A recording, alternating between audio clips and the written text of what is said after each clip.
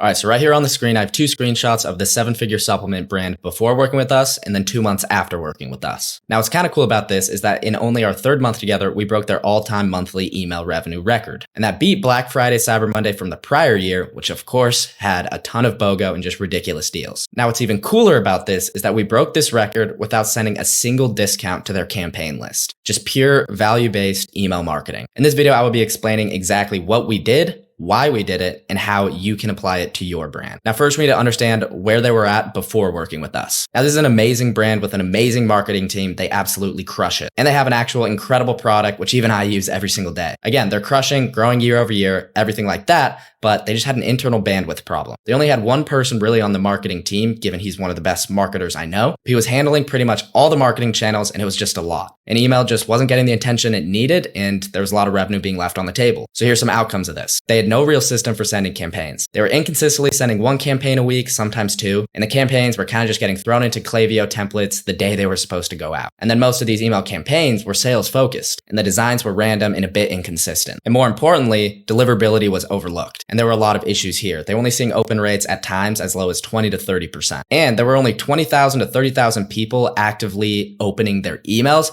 but they had a list of over 100,000 unengaged profiles. They were consistently sitting at about 28 to 35% of their total revenue coming from email before working with us. And they even said before we started working, they didn't think we'd be able to move the needle enough. So sounded like a challenge to me. So here was our action plan for taking their email list to the next level. First, optimize deliverability. Then send consistent value-driven campaigns to the list and slowly open up the list over time to the unengaged profiles to re-engage them. And then after we have some data, we wanted to double down on the angles that we're hitting. So in order to optimize deliverability, we worked in the back end a little bit on moving some levers. Then we temporarily suppressed the unengaged profiles and weren't sending them any emails. We only sent to their 30-day engaged list, so anybody who had opened or clicked an email just in the last 30 days. Now what this does is it inflates your open rates and gives you a good reputation in the eyes of Google, Yahoo, and other email inbox providers. To make sure all the technical stuff was set up, we ran some tests in the back end on their domain and everything like that and made sure we were squared away. Then now that we had a strict engaged list, the low-hanging fruit to fix deliverability was actually sending more campaigns. Seems counterintuitive, but if you want to inflate your numbers on your open rates, you want to send 3 to 4 times a week to build up your reputation to consistently be hitting 60% opens and continue to remind Google, Yahoo, all these inbox providers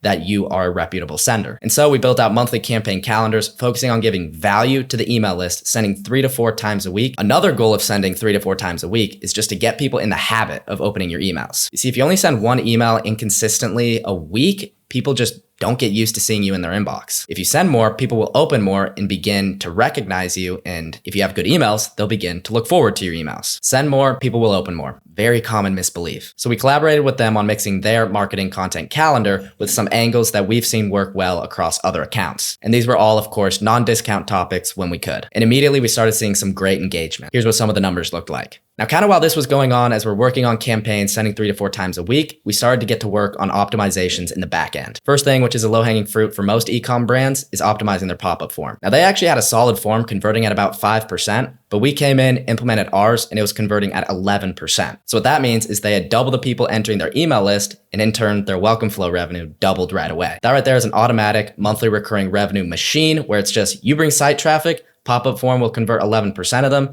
and then the welcome flow is going to convert 10 to 15% of them into buyers without you doing anything. Again, we were primarily brought in for campaigns, but doing these little optimizations helped us take flow revenue from $45,000 the previous month to $75,000. Now, during this, as we're sending their campaigns, we're still tinkering, monitoring, and optimizing the deliverability. But really, the best way to increase your deliverability is just by continuing to get good open rates and good engagement on your emails and just wait over time for things to even out. So as our campaign engagement increased, so did our deliverability. Now, the next phase, once deliverability was in a good place after about a month of sending, we started to open up the email campaigns past 30-day engaged lists to 60-day and 90-day engaged lists. Then we'd even send to more unengaged profiles, like people who hadn't opened an email for a while, to try to get them back into our loop. And here and there, we started picking up a couple thousand profiles. We did that for another month until we got to the point where we had 60,000 people consistently opening our emails. And these were all with amazing deliverability and 50 to 60% open rates. And that is a big difference when they were starting out working with us, only getting 25,000 to 30,000 people opening their emails. In fact, if you do the math, if you double the amount of people seeing your emails, you double the amount of people who are going to buy, and in turn, double the revenue. Now, this lasted 2 months of sending 3 to 5 campaigns per week consistently of value-based topics with engaging copy and engaging design, getting the email list involved to get to this point. We got to the point where in our second month together, we already broke their monthly email revenue record, beating out Black Friday and Cyber Monday from the previous year. But that second month together that we did have had a flash sale. So for month 3, we built out a calendar focused purely on non-discount, successful angles that had worked in the past and from our tests that we'd done in the previous 2 months. And the numbers speak for themselves. You can look at these results, including this email, which was the highest performing email of all time for this brand, and it still is. Nearly $28,000 on this non-discount email campaign, when their previous record on a massive discount was only around $20,000. But the topic for this email was just, how soon can I see results? It was that simple. We just explained, how soon can you see results after seeing this supplement? We overcame some objections and eventually led to some direct response at the end and got a lot of clicks and in turn, a lot of sales. All the topics for this month were very similar, and this is an integral part of our strategy. You find common questions around your customers, and then you create short, punchy, quick, and to the point emails. A lot of people think you need a bunch of information in your emails, you need to promote all these products,